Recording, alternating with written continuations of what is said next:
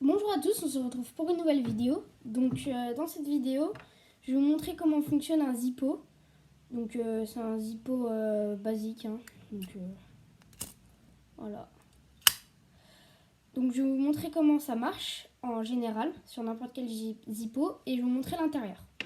Donc pour commencer, en fait c'est une espèce de bougie avec une mèche imbibée d'huile. Donc en gros ça c'est une bougie un peu, mais à l'huile. Donc c'est comme une lampe à huile, il y en a des fois qui ont des lampes à huile avec une mèche. Donc pour commencer, on va donc le sortir de sa coque. Donc là il y a une espèce de coque protégée pour que ce soit plus joli. Et en dessous on aura ça. Donc là il y a un petit trou. Et dans ce petit trou c'est là qu'on va mettre l'huile. Là il y a un petit truc et là c'est une petite vis. Et là il y a un coton pour enlever l'huile, pour empêcher que l'huile elle sorte. Donc on va commencer avec le petit tournevis à prendre donc un tournevis plat. Tac. Et on va dévisser ça. Voilà.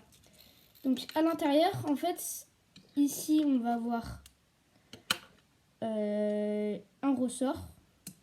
Et donc au bout, on va avoir un espèce de mini silex. Je vous ai pas montré un ressort. Au bout, un mini silex en fait.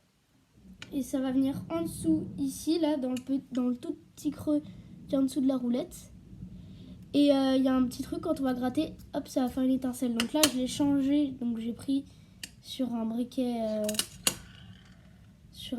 basique. Donc c'est un petit silex, voilà, qu'on trouve sur les briquets. Voilà. Donc j'ai glissé en dessous.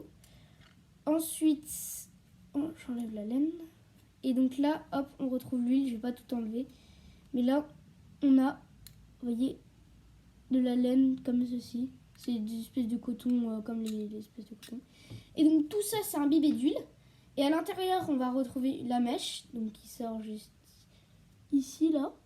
On va retrouver la mèche, et donc l'huile qui est imbibée dans les cotons va dans la mèche. Et donc la mèche est imbibée d'huile, donc hop, étincelle, et là, ça tient. Donc c'était des briquets qu'il y avait avant. Donc je sais pas la date exacte, mais c'est les briquets qu'il y avait pendant la guerre, tout ça.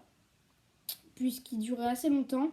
Et donc dans une trousse de survie, tout ça, je ferai peut-être une vidéo future sur une trousse de survie, mais c'est très pratique à long terme parce que ça pourrit pas. Enfin, l'huile elle reste à l'intérieur et c'est utilisable tout le temps.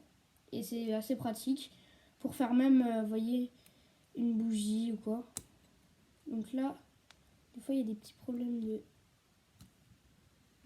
de silex, par exemple. Là, il est mal. Voilà.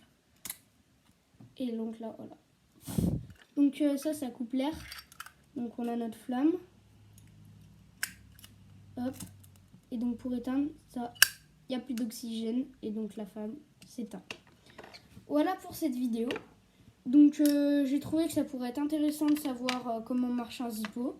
Donc si vous avez une autre idée de vidéo à faire en commentaire, je vous explique le fonctionnement d'un autre objet comme ça assez atypique. Et donc voilà. Donc salut, à la prochaine.